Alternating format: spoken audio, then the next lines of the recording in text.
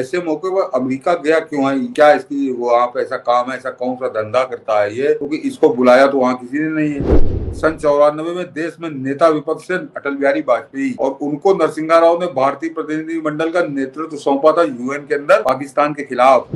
ये एक तरह का नियम है, अगर राजा या रानी ने कोई बात कह दी तो फिर उसको सरकार टालती नहीं है। और उस समय जो रानी थी उनके बहुत बेहतरीन संबंध अटल जी के साथ थे। चाहे लोकसभा के अंदर नेता विपक्ष थी सुषमा स्वराज या राज्यसभा के अंदर अरुण जेटली 2009 से 2014 के बीच में इतिहास रचा उन्होंने।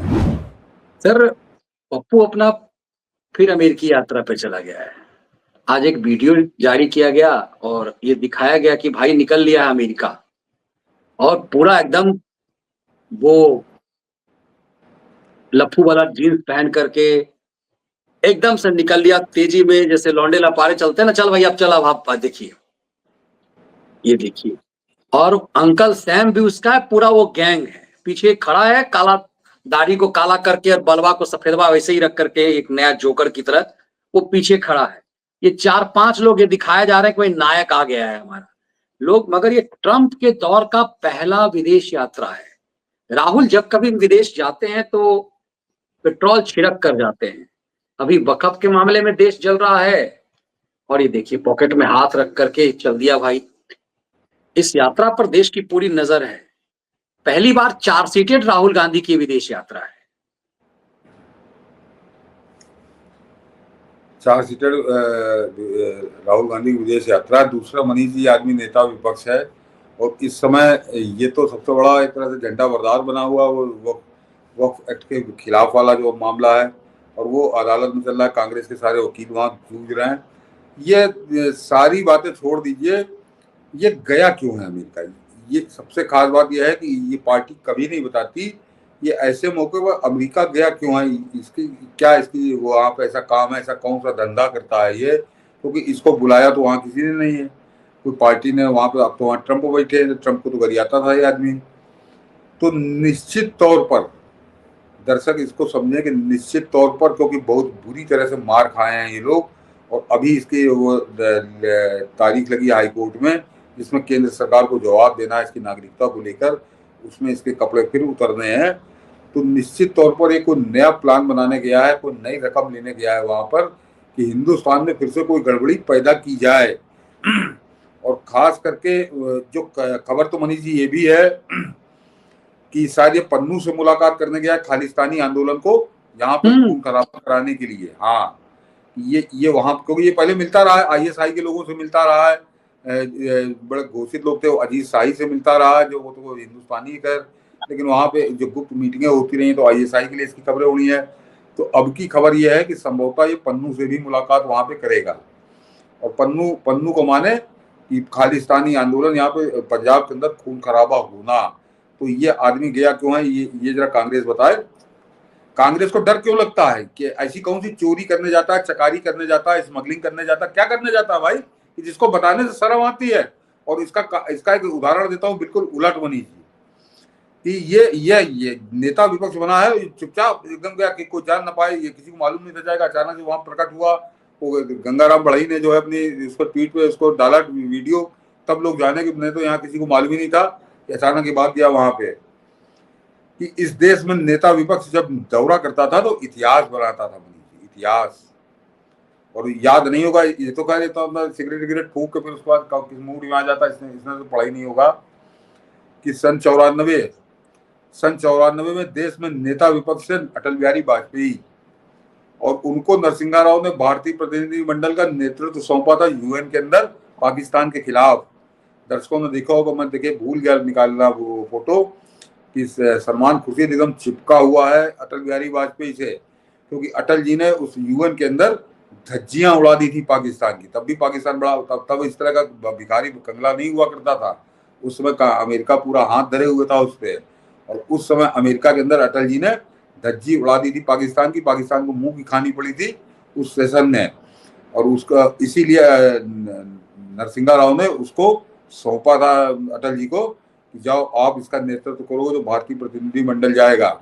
नेता विपक्ष की ड्यूटी ये होती थी। नेता विपक्ष जब विदेश जाता था तब ये इतिहास रचता था। और मैं एक और बता दूं मनीष जी, क्योंकि नेता विपक्ष की बात हो रही है। अटल जी का एक और कारनामा है, जो तब वो नेता विपक्ष भी नहीं थे, वो विपक्ष के नेता थे, नेता विपक्ष नहीं थे।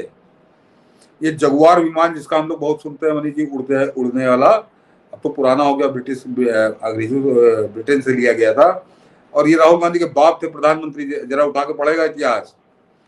और उसके जब पेमेंट का समय आया तो जैसे हम लोग आजकल डॉलर के हो रहा था कि डॉलर महंगा हो गया, डॉलर सस्ता हो गया, तो जिस समय सौदा हुआ था और जब पेमेंट डिलीवरी और पेमेंट वाला समय आया तो जगुआर विमान जो है वो पाउंड का रेट बढ़ चुका था, रुपया और नीचे गिर गया था, और ब्रिटेन अड़ गया कि हमको अब इस रेट से तो तुम पैसे पेमेंट करोगे तब हम देंगे, अन्यथा हम नहीं देंगे, और वो सौदा अटक गया था।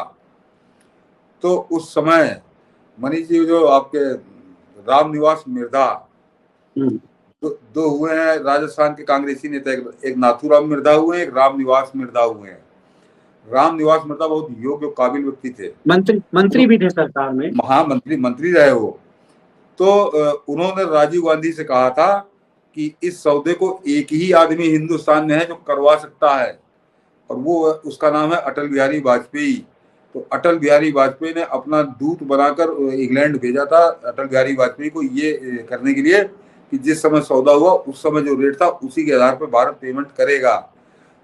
और मनीष जी, कुछ दर्शक जो अपने कुछ इंग्लैंड के भी, उनको तो शायद मालूम होगा कि वहां की जो राजा होता है, रानी, वो कभी सरकार के काम में हस्तक्षेप नहीं करती, लेकिन अगर वो कर दे तो उसको सरकार कभी मना नहीं करती। उनके यहाँ कोई ऐसा कानून नहीं है, लेकिन ये एक तरह का नियम है कि अगर राजा या रानी ने कोई बात कह दी तो फिर उसको सरकार टालती नहीं है। और उस समय जो रानी थी उनके बहुत बेहतरीन संबंध अटल जी के साथ थे, तो अटल जी सीधे क्वीन एलिजाबेथ के पास गए थे और कहा था कि ये मामला है, और एलिजाबेथ ने उसमें हस्तक्षेप किया था, तो भारत को पुराने रेट पे जगुआर मिला था जिस समय सौदा हुआ था तब का।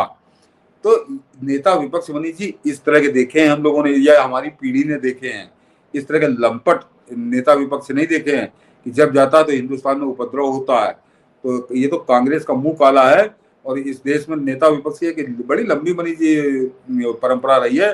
अटल जी का तो मैंने बताया कि अटल जी तो तब नेता विपक्ष भी नहीं थे, या उससे पहले चले जाइए राम मनोहर लोहिया, छोटी हस्ती है। तो इस तरह के नेता लोगों को, जिनको जो राम मनोहर लोहिया तो बेचारे कभी सत्ता में ही नहीं रहे, लेकिन वो आज भी वो एक तरह से भारतीय राजनीति में प्रासंगिक नाम है, उनका जिक्र हमेशा करते हैं, सत्ता पक्ष भी करता है, विपक्ष भी करता है। प्रधानमंत्री मोदी भी राम मनोहर लोहिया का नाम बड़े सम्मान से लेते हैं, और विपक्ष तो खैर इस लायक ही नहीं रह गया कि वो राम मनोहर लोहिया का नाम ले। तो ये लोग हैं नेता विपक्ष।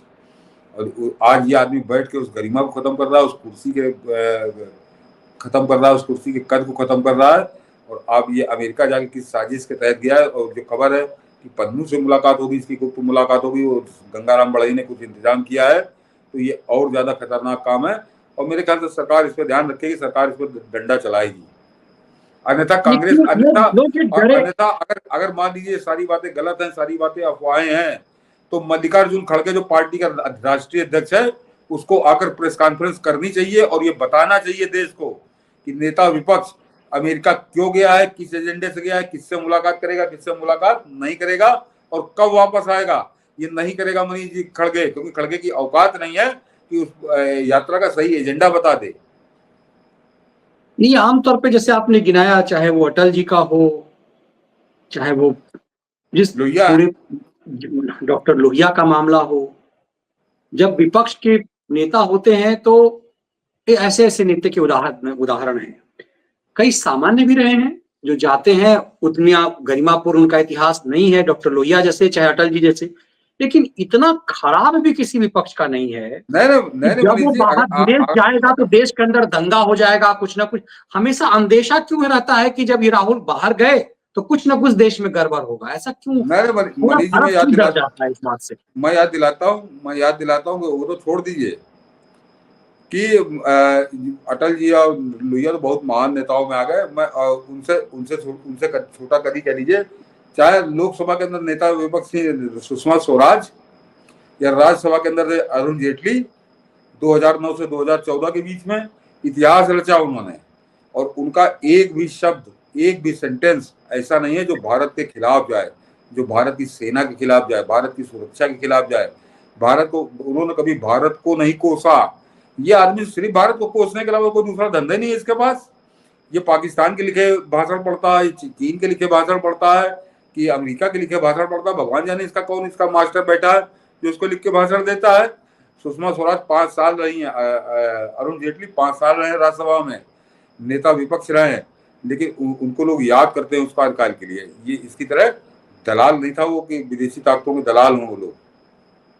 बिल्कुल, जो आदमी अमेरिका जाकर के कहता हो कि भारत में लोकतंत्र जो है आप वो ठीक कीजिए, ट्रंप के समय में ये सब चीजें तो कह नहीं पाएगा, क्योंकि बाइडेन के समय तो वहां जाके कहे, ब्रिटेन में जाके कह दिया, जो देश दुनिया का सबसे बड़ा डेमोक्रेटिक कंट्री है।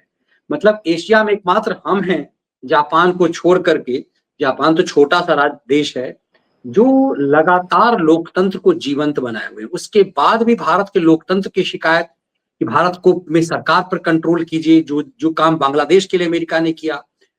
तो मगर अब तो हालात अमेरिका के बदले हुए हैं। तो कुछ लोग कह रहे हैं कि माल लेने गया सोरस से कि भाई क्या करेंगे, बहुत सारी चीजें आवाज उठती है। पहले ये था कि नेता प्रतिपक्ष नहीं था तो चलो चक्कागिरी में चल भी दिया, लेकिन अब तो नेता प्रतिपक्ष है। आपने अच्छा मुद्दा उठाया कि खड़गे को बताना चाहिए, पार्टी को प्रेस कॉन्फ्रेंस करके बताना चाहिए, पार्टी के मुख्य प्रवक्ता को बताना चाहिए क्यों गया है, ये क्यों गया है ये। और देश चूंकि बहुत डरा हुआ है कि राहुल जब भी विदेश जाते हैं कुछ ना कुछ कांड होता है। लेकिन तय सी बात है, सरकार की नजर होगी, क्योंकि अब तो ये चार्जशीटेड भी है। पहली बार जो गया तो अब ये चार्जशीटेड भी है ना। हाँ। बेल पे तो है ही है, चार्जशीटेड भी है। तो चार्जशीटेड एक्यूज बाहर गया है तो मुझे लगता है सरकार की पूरी नजर इस पूरे मामले पे जरूर होगी। और नहीं, इसमें भी मनीष जी कोर्ट मेहरबान है। ये 4 सीटर आदमी है, इसका पासपोर्ट जब्त करना चाहिए, इसका पासपोर्ट जब्त करना चाहिए। ये एक मामले में 4 सीटर है, बाकी कम से कम 5-7 मामले और उसमें मुकदमे चल रहे हैं। ये तो कायदे से इसके विदेश जाने पर रोक लगनी चाहिए और इसका पासपोर्ट सुप्रीम कोर्ट को जब्त करना चाहिए, लेकिन मेहरबान है। चलिए देखिए, कोर्ट अदालत में हेयरिंग 15 तारीख को संभवतः है, इंतजार हम लोग करते हैं कि क्या कुछ होता है।